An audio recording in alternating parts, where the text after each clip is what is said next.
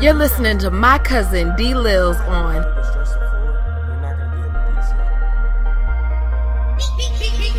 It's DLils you rockin' with hip hop and home runs. We don't criticize pros, man, it's all fun. Urban media, yeah, we talking sports, debating issues, spitting game on and off the court. It's hip hop and home runs. Hip Hop and Home Runs.com.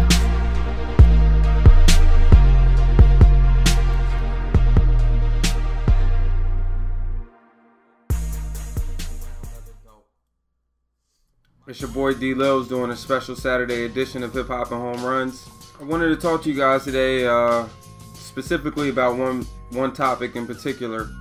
Today I want to talk about this whole Deflategate situation, Tom Brady's role, and what I think should be the appropriate punishment handed down from the NFL in regards to the whole Patriots organization. I had an in-depth discussion with a few friends of mine about this the other day, and we were on opposing sides. At first, when this situation happened, I really didn't give any serious thought to it. I mean, we're talking about footballs not weighing a pound to a half a pound more. I don't think it provides a competitive advantage to either side. And that's just in my opinion. To me, the example that was brought to my attention was deflating the footballs would be equivalent to, LeBron playing with the girls' basketball. And then I countered that point by saying, well, if LeBron's playing with the girls' basketball and he shoots and he misses, the other team is now dribbling up the court with that same girls' basketball, and they have just as much opportunity to, score as easily or handle the ball better. Whatever advantage that LeBron was going to have, the other team is going to have just the same advantage. Unfortunately, in football, how it works, each team has their own balls that they play with, so that's not such a parallel example in this situation. But the Ted Wells report was inconclusive. It didn't have anything in there that was, hey, caught you red-handed. It had a couple of texts where you had to basically imply the meaning to them.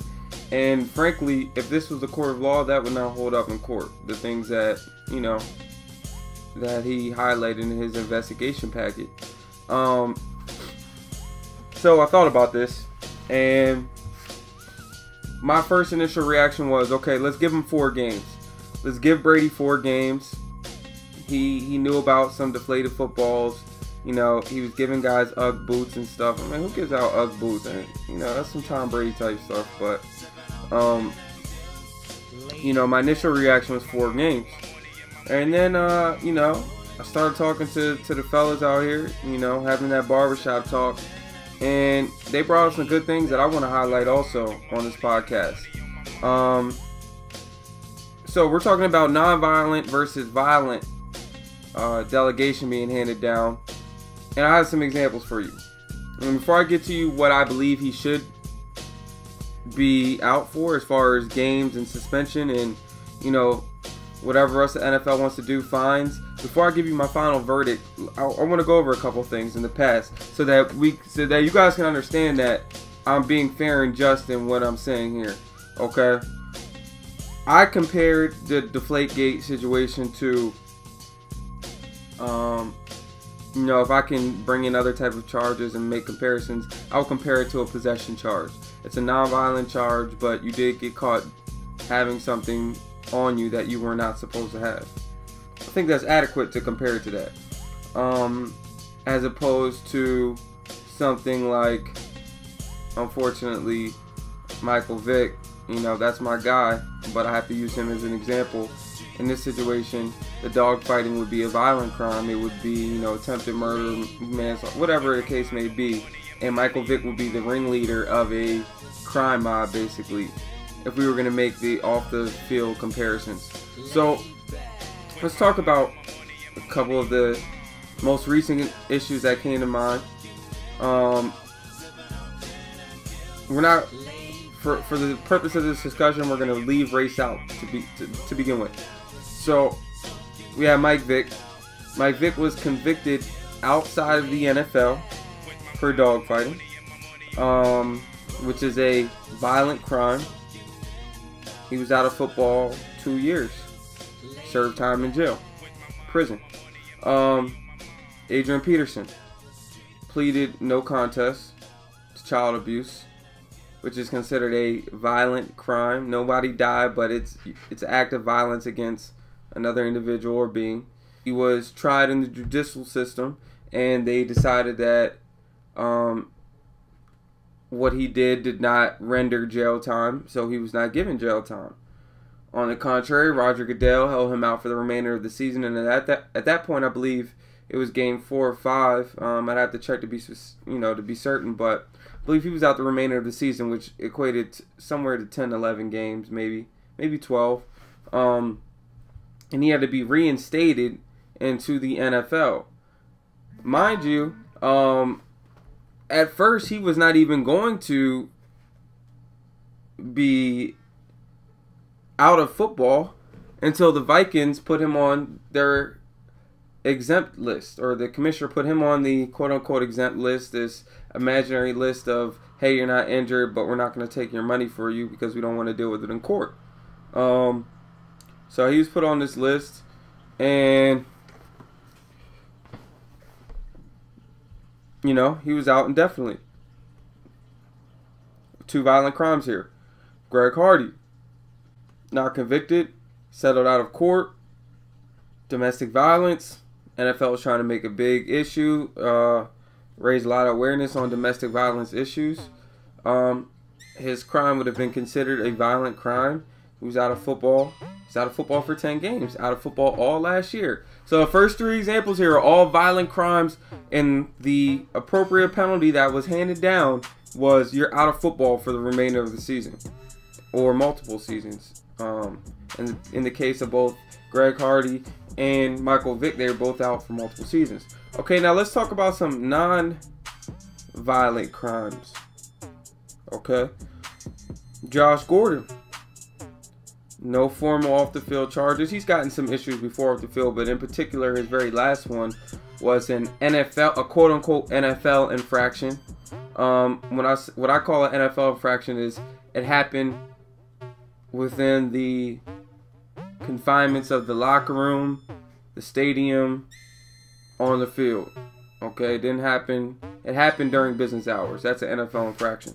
Okay, so no formal charges were brought against Josh Gordon, although he did have multiple failed drug tests.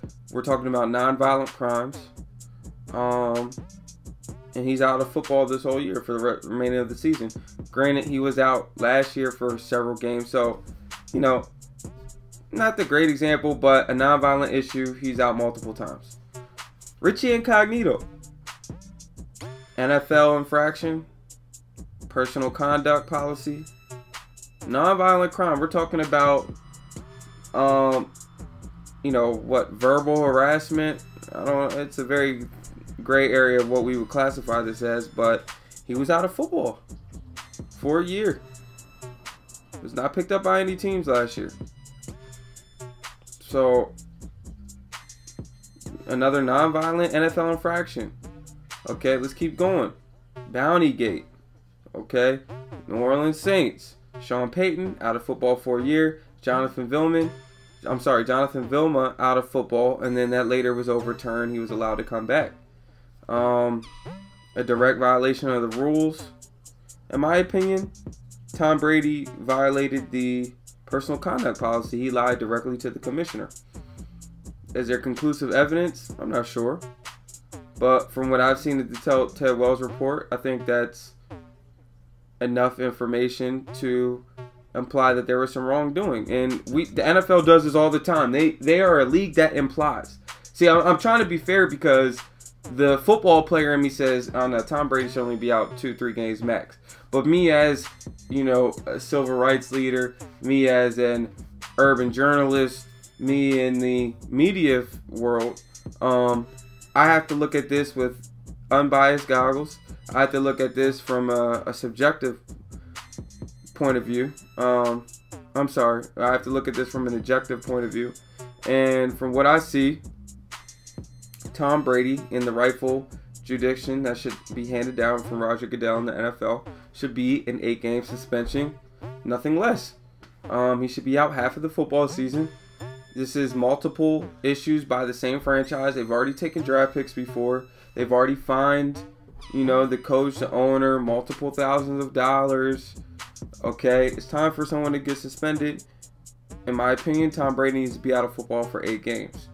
Anything less than 8 games, I don't think that we should march, up to Bristol, Connecticut, or to, Boston. But we definitely should be raising, the red flag when it comes to fair and equality and consistency and punishments in the NFL. Tom Brady should be 8 games, nothing less.